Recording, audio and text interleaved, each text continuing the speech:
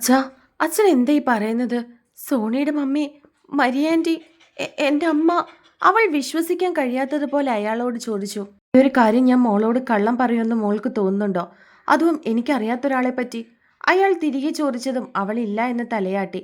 ഞാൻ സത്യം മോളെ പറയുന്നേ. മരിയ, അവളെ ഞാൻ സ്നേഹിച്ചിരുന്നത്, വിവാഹം കഴിക്കാൻ ആഗ്രഹിച്ചിരുന്നത്. അവളാ മോൾക്ക് ജന്മം നൽകിയത് പറഞ്ഞ് അയാൾ പണ്ട് നടന്ന കഥയെല്ലാം അവളോട് പറഞ്ഞു. തൻ്റെ മുൻപിൽ കേൾക്കുന്നതൊന്നും തന്നെ വിശ്വസിക്കാൻ അവൾക്ക് കഴിഞ്ഞില്ല. ഇത്രയും നാളും തൻ്റെ മുൻപിൽ കൂടി നടന്ന, തന്നോട് സ്നേഹത്തോടെയും വാത്സല്യത്തോടെയും ഒക്കെ സംസാരിച്ച മരിയാണ് തൻ്റെ സ്വന്തം പെറ്റമ്മ എന്ന് അവൾക്ക് ഉൾക്കൊള്ളാൻ കഴിയുന്നുണ്ടായിരുന്നില്ല. അയാൾ പറയുന്നത് കേട്ട് അവളുടെ കണ്ണുകൾ നിറഞ്ഞൊഴുകി. അയാൾ അവളുടെ അടുത്തേക്ക് ചെന്ന് അവളെ തന്നിലേക്ക് ചേർത്ത് പിടിച്ചു.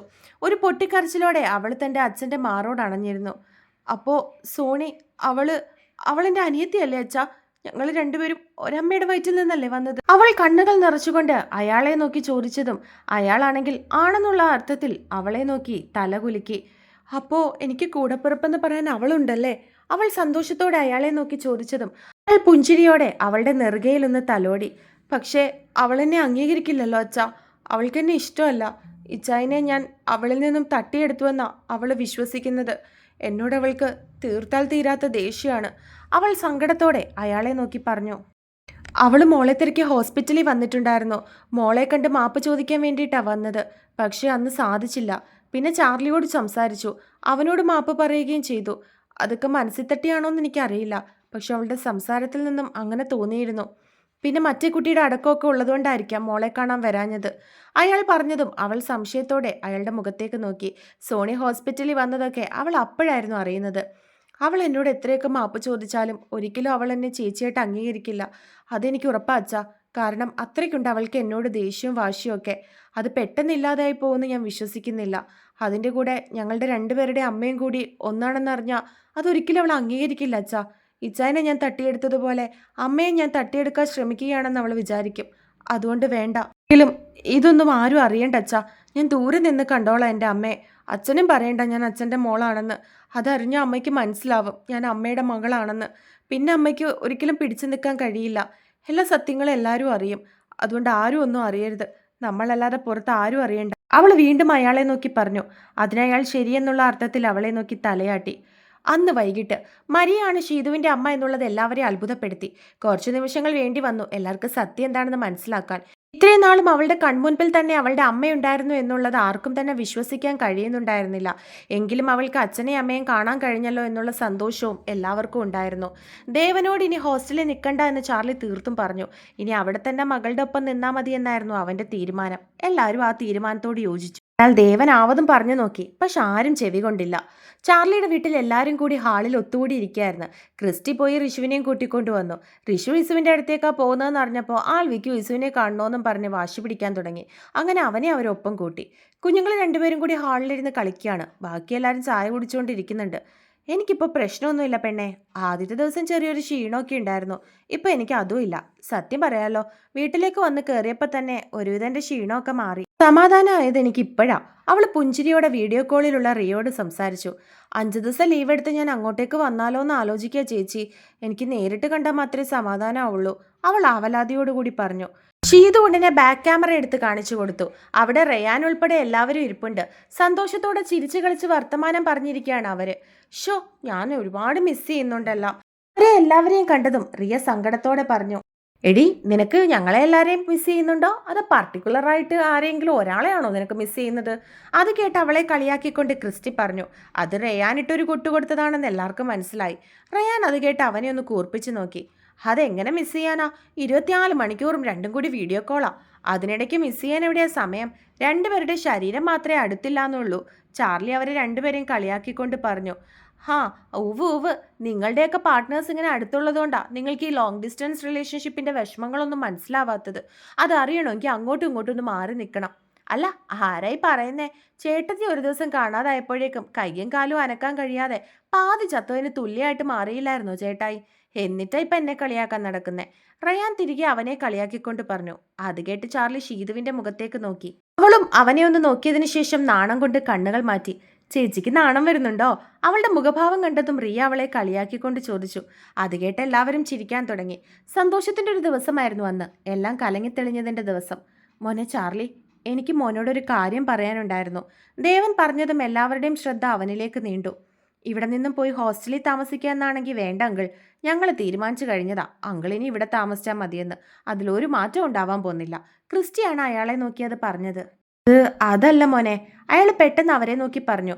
പിന്നെ എന്തായിരിക്കാം അയാൾ പറയാൻ പോകുന്നത് എന്നുള്ള സംശയത്തിൽ എല്ലാവരും അയാളുടെ മുഖത്തേക്ക് നോക്കി.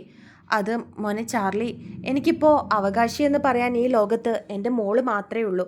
തറവാട്ടിൽ അമ്മ വസ്തുക്കൾ എഴുതിയ സമയത്ത് എനിക്കായിട്ടൊരു പങ്ക് തന്നിട്ടുണ്ട്.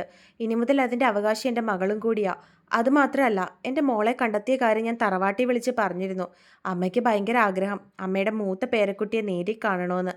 അയാൾ പറയുന്നത് കേട്ട് ചാർലി നെറ്റി ചുളിച്ചു. ചാർലി മാത്രമല്ല, എല്ലാവരും അയാൾ എന്താ പറയാൻ പോകുന്നതെന്നുള്ള സംശയത്തോടെ അയാളെ തന്നെ നോക്കിയിരിക്കുകയായിരുന്നു. അച്ഛൻ എന്താ പറഞ്ഞു വരുന്നതെന്ന് എനിക്ക് മനസ്സിലാവുന്നില്ല. ചാർലി അയാളെ നോക്കി പറഞ്ഞു. മോനെ, ഞാൻ പറഞ്ഞു വന്നത് എന്താണെന്ന് വെച്ചാൽ, മോളെ എൻ്റെ കൂടെ കുറച്ച് ദിവസത്തേക്ക് തറവാട്ടിലേക്കൊന്ന് വിടുവോ? അവിടെ അവൾക്ക് അവകാശിയായിട്ട് ചെറിയച്ഛന്മാരും അനിയത്തിയും ചേട്ടന്മാരും ഒക്കെ ഉണ്ട്. അവരെയൊക്കെ ഒന്ന് പരിചയപ്പെടാൻ വേണ്ടിയിട്ടാ. അതിലൊക്കെ ഉപരി എൻ്റെ അമ്മയൊന്ന് കാണിക്കാൻ. എത്രയൊക്കെയാണെന്ന് പറഞ്ഞാലും അവളുടെ മുത്തശ്ശിയല്ലേ. അയാൾ അവരെ നോക്കി പറഞ്ഞു. അതൊക്കെ വേണോ അച്ഛാ? ഇവളവിടേക്ക് വന്നാൽ അതവർക്ക് ഇഷ്ടപ്പെടുവോ? ഒരു പക്ഷെ അവർക്ക് ഇഷ്ടപ്പെട്ടില്ലെങ്കിലോ? അച്ഛൻ്റെ അമ്മയ്ക്ക്, അതായത് മുത്തശ്ശിക്ക് അവളോട് ദേഷ്യമാണെങ്കിലോ? ചാർലി സംശയത്തോടെ അയാളെ നോക്കി. അത് ചാർലി, മോൻ എൻ്റെ അമ്മയെ അറിയാത്തത് കൊണ്ടാണ് ഇങ്ങനെ പറയുന്നേ. അമ്മയ്ക്ക് മക്കളിൽ ഏറ്റവും കൂടുതൽ ഇഷ്ടം എന്നോടാ.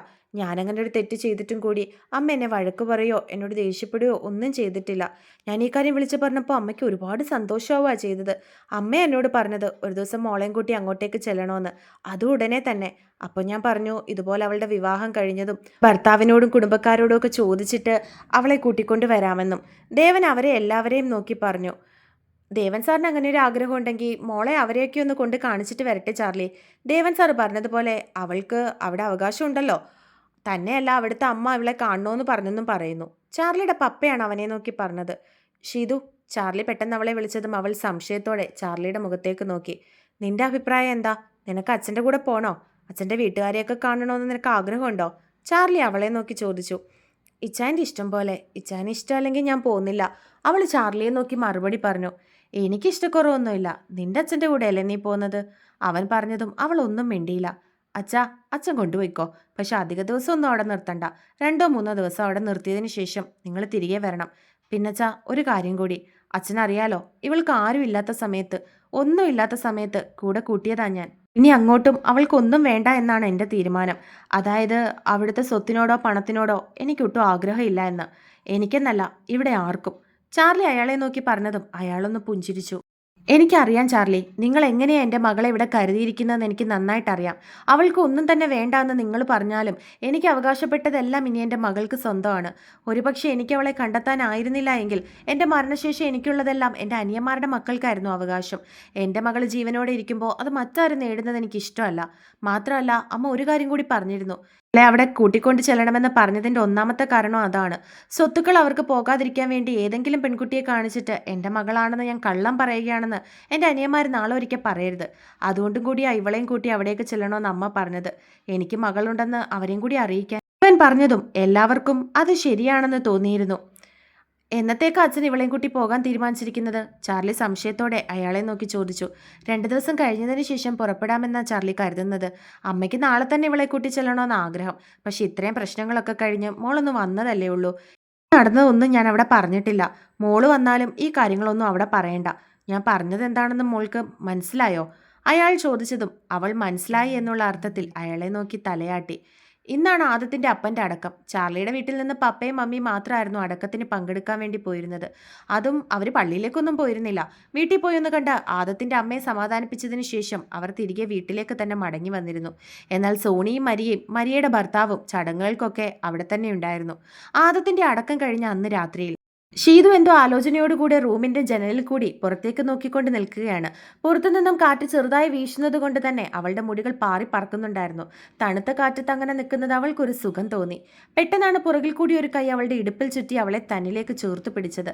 അത് ആരാണെന്ന് മനസ്സിലായതുകൊണ്ട് തന്നെ അവളൊന്ന് പുഞ്ചിരിച്ചുകൊണ്ട് അവന്റെ നെഞ്ചിലേക്ക് ചാഞ്ഞു. എന്താ ഇവിടെ വന്നു നിന്ന ഒരു ആലോചനയൊക്കെ? അച്ഛൻ്റെ വീട്ടുകാരെ കാണാൻ പോകുന്നതിനുള്ള ത്രില്ലിലാണോ? അവൻ ചെറു പുഞ്ചിരിയോടെ അവളോട് ചോദിച്ചു. അത് കേട്ടതും അവൾ തല ഉയർത്തി പുറകിലേക്ക് അവന്റെ മുഖത്തേക്ക് നോക്കി. അവളങ്ങനെ നോക്കുന്നത് കണ്ട് അവൻ പുരികം പൊക്കി എന്താണെന്ന് ചോദിച്ചു. എനിക്ക് ഒരാകാംക്ഷയില്ല ചായ. ഞാനിങ്ങനെ ഓരോ കാര്യങ്ങൾ ആലോചിക്കുകയായിരുന്നു. എൻ്റെ ജീവിതം എത്ര പെട്ടെന്നാണ് മാറി മറിഞ്ഞത്. ഇത്രയും വയസ്സിനിടയ്ക്ക് എൻ്റെ ജീവിതത്തിൽ എന്തൊക്കെ നടന്നു, ഒന്നും എനിക്കങ്ങോട്ട് വിശ്വസിക്കാൻ കഴിയുന്നില്ല. ഒരിക്കലും എൻ്റെ ലൈഫിൽ നടക്കില്ല എന്ന് കരുതിയ കാര്യങ്ങളാണ് ഏറ്റവും കൂടുതൽ എൻ്റെ ജീവിതത്തിൽ നടന്നത്. ഞാൻ ഒട്ടും എക്സ്പെക്റ്റ് ചെയ്യാത്ത കുറേ കാര്യങ്ങൾ. ഇന്നതൊക്കെ ഓർക്കുമ്പോൾ ഒരുപക്ഷെ സന്തോഷത്തിന് വേണ്ടിയായിരിക്കാം അങ്ങനെയൊക്കെ നടന്നതെന്ന് എനിക്ക് തോന്നുന്നുണ്ട്. അവൾ അവൻ്റെ മുഖത്തേക്ക് നോക്കി പറഞ്ഞതും അവൻ പുഞ്ചിരിയോടെ അവളെ തിരികെ നോക്കി. അല്ല, മോളെവിടെ? കുഞ്ഞിനെ റൂമിൽ കാണാഞ്ഞതും അവൾ സംശയത്തോടെ അവനെ നോക്കി ചോദിച്ചു. അവളിന്ന് അവളുടെ റയാപ്പയുടെ കൂടെ കിടക്കുകയാണെന്ന്. എങ്കിൽ പിന്നെ അവിടെ കിടന്നോട്ടെ എന്ന് ഞാനും വിചാരിച്ചു. ഉറക്കത്തിൽ കരയുകയാണെങ്കിൽ അവൻ കൊണ്ടുവരാമെന്ന് പറഞ്ഞിട്ടുണ്ട്. ചാർലി ഒരു പുഞ്ചിരിയോടെ അവളോട് തിരികെ പറഞ്ഞതും അവൾ തിരികെ ചിരിച്ചു. തറവാട്ടിൽ പോയി കഴിയുമ്പോൾ എന്നെ മറക്കുവോ? കുറുമ്പോട് ചോദിക്കുന്ന അവനെ അവളൊന്ന് കൂർപ്പിച്ചു നോക്കി. 2 ദിവസം അവിടെ ചെന്ന് എല്ലാവരെയും ഒന്ന് കാണുമ്പോഴേക്കും ഞാൻ ഇച്ചായനെ അങ്ങ് മറക്കുവോ? അത്രേ ഉള്ളൂ ഈ മിന്നിൻ്റെ ശക്തി? അവൾ തൻ്റെ കഴുത്തിൽ കിടന്ന മിന്നു പൊക്കി കാണിച്ചുകൊണ്ട് അവനോട് ചോദിച്ചു. ഞാൻ വെറുതെ ചോദിച്ചതാ എൻ്റെ പെണ്ണെ. അവളങ്ങനെ പറയുന്നത് കേട്ട് അവൻ അവളുടെ കവളിൽ പിടിച്ചു വലിച്ചു. 2 ദിവസം എന്നെ കാണാതായപ്പോഴേക്കും ഇച്ചായൻ എന്നെ മറന്നുപോയായിരുന്നോ? അവൾ തിരികെ പുരികം പൊക്കി അവനെ നോക്കി. അങ്ങനെ എനിക്ക് എൻ്റെ പെണ്ണിനെ മറക്കാൻ പറ്റുമോ? നീ എന്ന ലഹരി എൻ്റെ രക്തത്തിൽ അലിഞ്ഞു പോയതല്ലേടി. അതില്ലാതെ ആവണമെങ്കിൽ ഇനി ഈ ചാർലിയെ നമ്മുടെ പള്ളി സെമിത്തേരിയിൽ അടക്കം ചെയ്യണം. അവൻ പറയുന്നത് കേട്ട് അവൾ അവനെ ചുറ്റിപ്പിടിച്ചു. എനിക്കും അങ്ങനെയാ.